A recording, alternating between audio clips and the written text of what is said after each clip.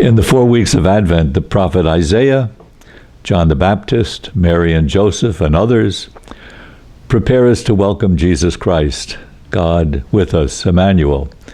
The prophet Isaiah speaks for those who lived before Jesus came. We'll hear him all through the Advent season, and we should listen to him.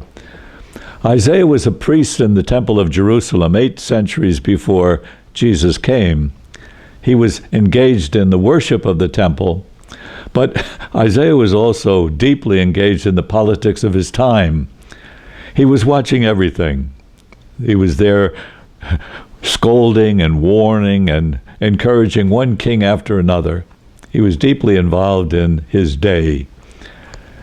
And what saved Isaiah from being overwhelmed by the politics and events of his day, and this may be important for us, was his vision of God. He describes that vision in the 6th chapter of his writings. It was so strong that it put everything else in its place. Politics, everything else was put into place. Remember God's presence in your world, Isaiah said. God's presence, not far away, but near. And see things the way God sees them. God's plans are greater than ours, and they will be fulfilled. Now, could we hear that message too? Aren't we today getting overwhelmed by the political fighting, by the problems of our time? Should we remember that God's with us today and God's plans for us? I think we should. Most of Isaiah's contemporaries thought his description of God's plans were unreal, too good to be true, too big to be realized. He said all nations were streaming toward God's mountain, Jerusalem, to take instruction. They were beating their swords into plowshares. There would be no more wars. Those that were lost will find their way home.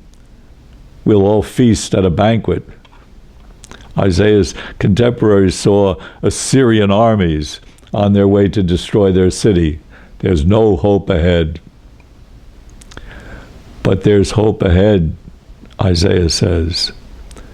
There's hope ahead, not based on us and our limited vision and our weakness. Our hope is based on God's promise and God's presence. There's hope ahead. We hear it in Advent.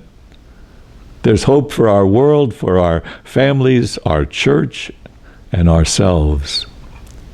A child is born for us. Jesus Christ, God's Son, is with us.